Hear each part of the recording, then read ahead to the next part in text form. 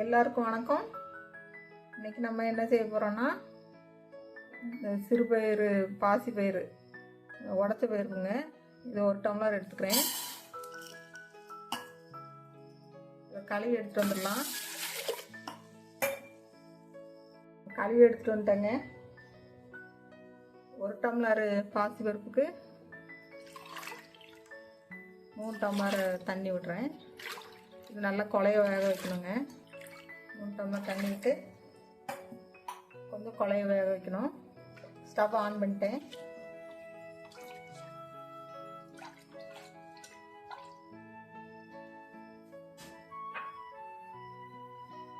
மூடி வச்சு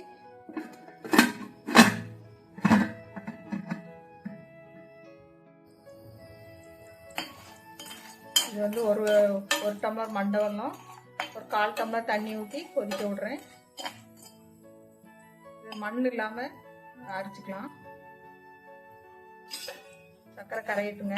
மண்டை வெல்லம் தான் எடுத்துருக்கேன், கரையட்டும்.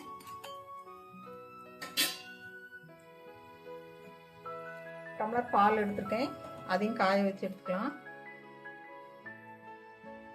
பால், சர்க்கரை பாகு, சிறுபைத்தம் பருப்பு 3 அங்கே ரெடி பண்ணிட்டோம். அப்புறம் ரெடி பண்ணி வச்சுட்டா ஸ்பீடாக பண்ணிடலாம். இது வந்து ஒரு டம்ளர் அரிசி மாவு பெரிய டம்ளரில் எடுத்துருக்கேன்.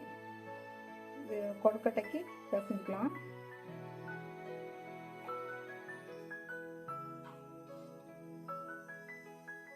கொஞ்சோண்டு உப்பு போட்டுக்கலாம். கொஞ்சம் தண்ணி ஊற்றி உருண்டை பிடிக்கிற அளவுக்கு பிசைஞ்சிக்கலாம்.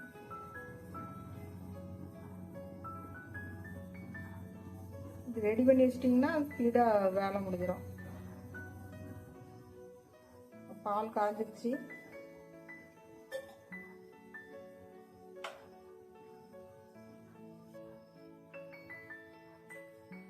சின்ன சின்ன உருண்டையாக பிடிச்சி வச்சுக்கலாம்.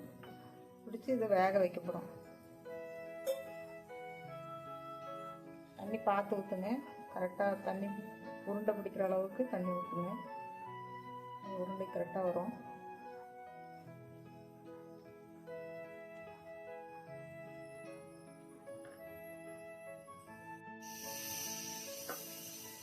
இந்த உருண்டை பிடிக்கிற அளவுக்கு தண்ணி ஊற்றி பிசைஞ்சுக்கோங்க. கிருஷ்ண ஜெயந்திக்கு ஏற்கனவே ஒரு வீடியோ போட்டிருக்கேன், பிரசாதம் வீடியோக்குள்ளே போய் பாருங்கள்.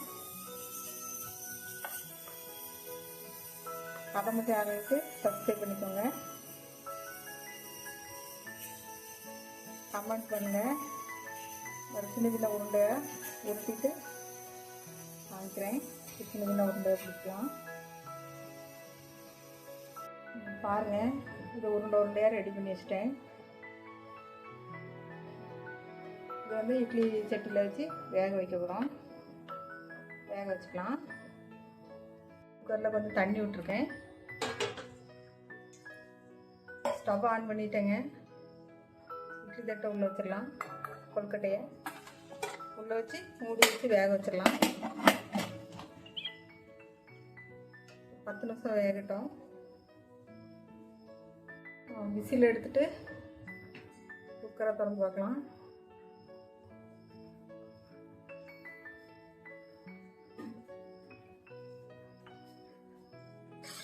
நல்லா வந்துட்டு பாருங்க.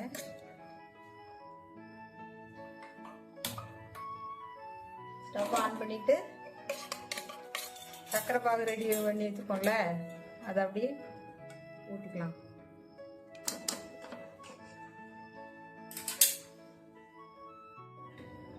அப்படி கொஞ்சம் கலக்கி விட்டுட்டு ஒரு லைட்டாக கொதிக்கிற மாதிரி கொதிக்க விட்டுருவோம். லைட்டாக அந்த பால் கொஞ்சம் அரைச்சி ஊற்றிக்கோங்கள, அது கொஞ்சம் கொதிக்கணும்.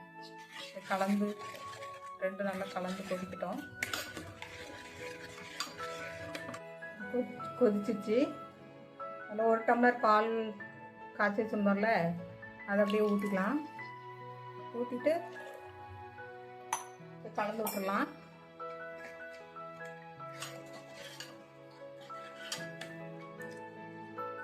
ஏலக்காய் போட்டுக்கிறேன்.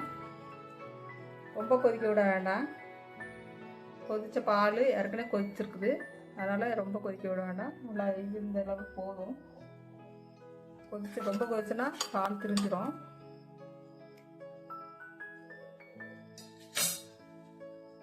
சீனி இந்த நெய் போட்டுக்கிறேன், 2 ஸ்பூன் போட்டுக்கோங்க.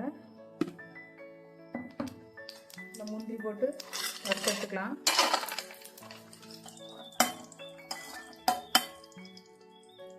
ப்ரௌன் கலரில் வறுத்தாச்சு. ஸ்டவ் ஆஃப் பண்ணிடலாம். முந்திரி பருப்பு கொட்டிக்கலாம். நெய்யில் வறுத்து வச்சிருந்தாலும் அதை கொட்டிட்டேன். இது கலந்து விட்டுடலாம். ஸ்டவ் ஆஃபில் தான் இருக்குது. பாருங்க எப்படி இருக்கு.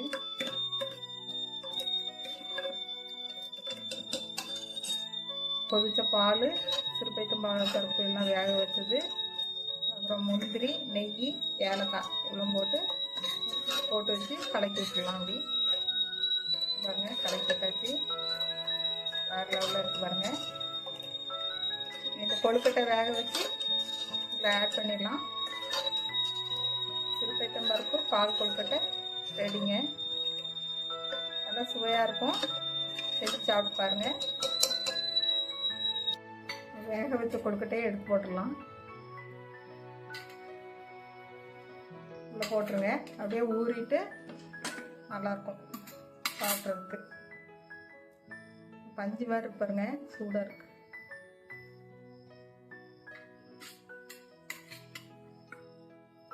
நல்லா இருக்குன்னா செஞ்சு பார்த்துட்டு நல்லா இருக்குன்னா கமெண்ட்ல சொல்லுங்க.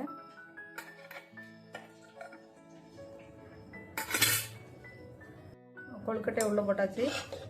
இது 2-3 நாளைக்குமே கெடாமல் இருக்குங்க. அப்படியே ஊறிட்டே ஊற சாப்பிட்றதுக்கு ரொம்ப டேஸ்டியாக இருக்கும். நம்ம எப்படி இருக்குது, நல்லா இருக்க.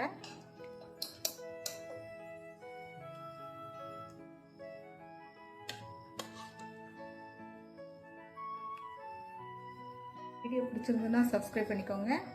அப்போ தான் நான் போடுற வீடியோ எல்லாருக்கும் வரும். இந்த வீடியோ பிடிச்சிருந்தா கமெண்ட்லாம் சொல்லுங்கள். எல்லாருக்கும் நன்றி.